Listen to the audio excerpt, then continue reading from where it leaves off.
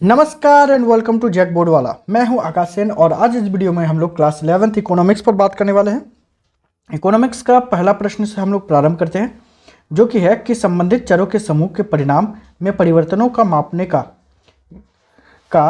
एक सांख्यिकीय साधन है। तो यहाँ पर जो ऑप्शन है इसके हिसाब से आप लोगों का आंसर हो जाएगा सूचकांक। ठीक है, देखिए आप लोगों के लिए ऑप्शन तो है, लेकिन मैं ऑप्शन को नहीं पढ़ूंगा क्योंकि ऑप्शन को पढ़ने पर वीडियो बहुत लंबा बन जाएगा। ठीक है, इसलिए बिना ऑप्शन को पढ़े मैं आप लोगों को आंसर सिर्फ दूंगा। ठीक है, चलिए प्रश्न संख्या 2 पर बात करें तो इसमें पूछा जा रहा है कि सूचकांक में दो अवधियों में से जिस अवधि के साथ तुलना की जाती है उसे किस अवधि के रूप में जाना जाता है।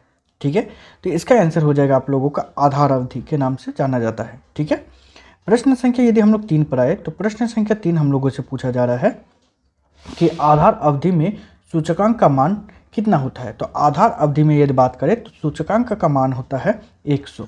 ठीक है, प्रश्न संख्या यदि 4 पर आए तो प्रश्न संख्या 4 हम लोगों से पूछा जा रहा है कि वर्ष 2015 के स्तर से वर्ष 2022 में कीमतों में कितना परिवर्तन हुआ, इसमें आधार वर्ष क्या होगा। ठीक है, तो इसमें यदि आधार वर्ष का बात किया जाए तो इसका आंसर हो जाएगा 2015। ठीक है, आगे यदि बात करें प्रश्न संख्या 5 पर तो जिसमें पूछा जा रहा है कि P01 equal to sigma P1 by sigma P0 into 100 सूत्र है। तो ये किसका सूत्र है, तो इसका यदि हम लोग बात करें तो ये सूत्र जो है आप लोगों का वो हो जाएगा सरल सामूहिक कीमत सूचकांक का। ठीक है, आगे यदि बात करें प्रश्न संख्या 6 पर तो जिसमें हम लोगों को पूछा जा रहा है कि लेस्पियर का मूल्य सूचकांक किस अवधि परिणाम को भार के रूप में प्रयोग करता है। ठीक है, तो इसका आंसर हो जाएगा आप लोगों का आधार अवधि का। ठीक है, प्रश्न संख्या 7 इसमें पूछा जा रहा है कि पासे का मूल्य सूचकांक किस अवधि परिणाम को भार के रूप में प्रयोग करता है। तो इसका आंसर हो जाएगा आप लोगों का वर्तमान अवधि को। ठीक है, प्रश्न संख्या 8 इसमें पूछा जा रहा है कि उपभोक्ता कीमत सूचकांक को और किस नाम से जाना जाता है। तो उपभोक्ता कीमत सूचकांक जो है इसको निर्वाह सूचकांक के नाम से भी जाना जाता है। ठीक है, प्रश्न संख्या 9 इसमें पूछा जा रहा है खुदरा कीमतों और औसत परिवर्तनों को कौन मापता है। तो खुदरा कीमतों और औसत परिवर्तनों को जो है उपभोक्ता कीमत सूचकांक मापता है। ठीक है, प्रश्न संख्या 10 इसमें पूछा जा रहा है कि मजदूरी समझौता, आय नीति, कीमत नीति, किराया नियंत्रण, उसके बाद कराधान, उसके बाद सामान्य आर्थिक नीतियों के निर्माण में किस सूचकांक की मदद ली जाती है। तो ऐसे सूचकांक के लिए जो है हम लोग उपभोक्ता कीमत सूचकांक का मदद लेते हैं। ठीक है, प्रश्न संख्या 11 इसमें पूछा जा रहा है कि औद्योगिक श्रमिकों के लिए उपभोक्ता कीमत सूचकांक में किस मद के लिए उच्चतम भार होता है। ठीक है, तो इसका आंसर हो जाएगा खाद्य पदार्थ का। आगे यदि बात करें प्रश्न संख्या 12 पर तो इसमें हम लोगों को पूछा जा रहा है कि सामान्यतः मुद्रास्फीति के परिकलन में किसका प्रयोग होता है। ठीक है, तो इसका आंसर हो जाएगा आप लोगों का थोक कीमत सूचकांक का। प्रश्न संख्या 13 में पूछा जा रहा है कि जब शेयर की कीमत में वृद्धि होता है तो यह डैश में वृद्धि द्वारा प्रतिबिंबित होता है। तो इसका आंसर हो जाएगा आप लोगों का संवेदी सूचकांक के द्वारा। ठीक है, प्रश्न संख्या 14 पर बात करें तो इसमें पूछा जा रहा है कि खनन, विनिर्माण एवं विद्युत किस सूचकांक की शाखाएं है। तो इसका आंसर हो जाएगा आप लोगों का औद्योगिक उत्पादन सूचकांक का। ठीक है, यदि हम लोग बात करें प्रश्न संख्या 15 पर तो प्रश्न संख्या 15 हम लोगों से पूछा जा रहा है कि किस देश के विकास के अध्ययन के लिए किस सूचकांक का उपयोग किया जाता है। ठीक है, मतलब किसी देश के यदि विकास के अध्ययन के लिए हम लोग बात करें तो इसके लिए जो मानव विकास सूचकांक का उपयोग किया जाता है। ठीक है, प्रश्न संख्या 16 में पूछा जा रहा है कि संवेदी सूचकांक स्टॉक मार्केट में किसके लिए मार्गदर्शक होते हैं।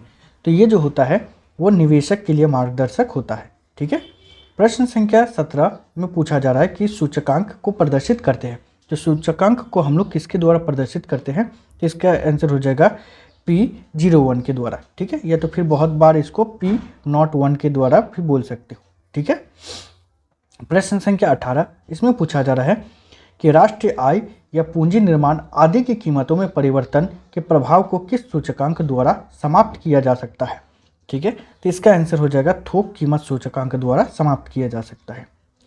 प्रश्न संख्या 19 में पूछा जा रहा है कि मुद्रा की क्रय शक्ति एवं वास्तविक मजदूरों के आकलन के लिए किसका प्रयोग किया जाता है।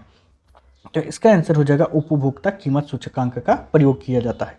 ठीक है, प्रश्न संख्या यदि 20 पर बात करें तो इसमें पूछा जा रहा है कि संकेत शब्द P नॉट 1 में एक बतलाता है। तो एक जो है वो क्या बतलाता है, तो वर्तमान वर्ष को बताता है। ठीक है, आगे बात करें प्रश्न संख्या 21 में, इसमें पूछा जा रहा है कि संकेत शब्द P नॉट 1 में नॉट मतलब जीरो भी बोल सकते हो बतलाता है। तो नॉट जो है वो किसको बतलाता है, तो वो जो है आधार वर्ष को बतलाता है।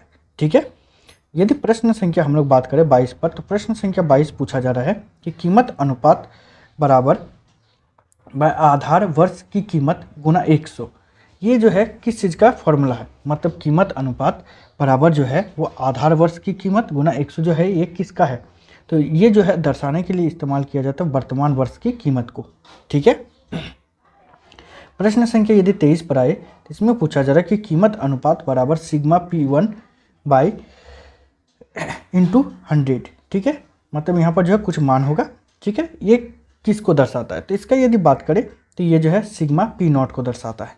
ठीक है, आगे यदि बात करें प्रश्न संख्या 24 पर, तो इसमें हम लोगों को पूछा जा रहा है कि आर्थिक नीति निर्माण के लिए डैश अपरिहार्य मतलब अनिवार्य होते हैं। तो क्या अनिवार्य होते हैं, कि इसके लिए आंसर हो जाएगा आप लोगों का सूचकांक जो है वो अनिवार्य होते हैं। ठीक है, प्रश्न संख्या यदि 25 पर आए तो इसमें पूछा जाए डैश मुंबई स्टॉक एक्सचेंज संवेदी सूचक का संक्षिप्त रूप है। तो किसका जो है संक्षिप्त रूप है, तो ये हो जाएगा आप लोगों का सेंसेक्स का। ठीक है, आगे यदि बात करें हम लोग प्रश्न संख्या 26 पर, इसमें हम लोगों को पूछा जा रहा है कि संवेदी सूचकांक के उतार चढ़ाव का तात्पर्य है। तो इसका तात्पर्य क्या है, तो इसका यदि उतार चढ़ाव का तात्पर्य बात करें तो कह रहा है सूचकांक के संदेश मिलता है कि बाजार ठीक चल रहा है, ये होगा। निवेशक इन कंपनियों से बेहतर आमदनी की आशा करते हैं, ये भी सही है। और अर्थव्यवस्था के मूल दशा के प्रति निवेशकों के बढ़ते विश्वास को भी दर्शाता है, ये भी सही होगा। तो इसीलिए इसका आंसर हो जाएगा उपयुक्त सभी। ठीक है, प्रश्न संख्या 27, इसमें पूछा जा रहा है कि सेंसेक्स का आधार वर्ष है। तो सेंसेक्स का जो आधार वर्ष वो क्या है, तो इसका आंसर हो जाएगा 1978 से 1979। ठीक है, आगे यदि बात करें प्रश्न संख्या 28 पर, तो इसमें पूछा जा रहा है कि मुंबई स्टॉक एक्सचेंज जिसको सेंसेक्स के अंतर्गत डैश कंपनी स्टॉक है। तो कितने कंपनी स्टॉक है, तो इसका आंसर हो जाएगा आप लोगों का 30। ठीक है, प्रश्न संख्या यदि 29 पर आए तो इसमें पूछा जा रहा है हम लोगों को कि मुद्रा की क्रय शक्ति बराबर क्या होता है, 1/, क्या होता है। तो यहाँ पर यदि हम लोग बात करें तो इसका आंसर हो जाएगा निर्वाह सूचकांक होता है। ठीक है, आगे बात करें प्रश्न संख्या 30 पर, तो इसमें पूछा जा रहा है कि वास्तविक मजदूरी बराबर मौद्रिक मजदूरी बाई क्या गुना हो जाएगा 100। तो ये किसका फॉर्मूला है, तो ये फॉर्मूला जो है आप लोगों का निर्वाह सूचकांक का है। ठीक है, तो ऐसे ही आप लोगों को और भी वीडियोस चाहिए तो चैनल को सब्सक्राइब कीजिएगा और मेरा मोटिवेशन लेवल को बढ़ाने के लिए अपना फ्रेंड के साथ शेयर जरूर कीजिएगा। ठीक है, तो इस वीडियो में इतना ही, मिलते हैं नेक्स्ट वीडियो में, तब तक के लिए बाय, थैंक यू।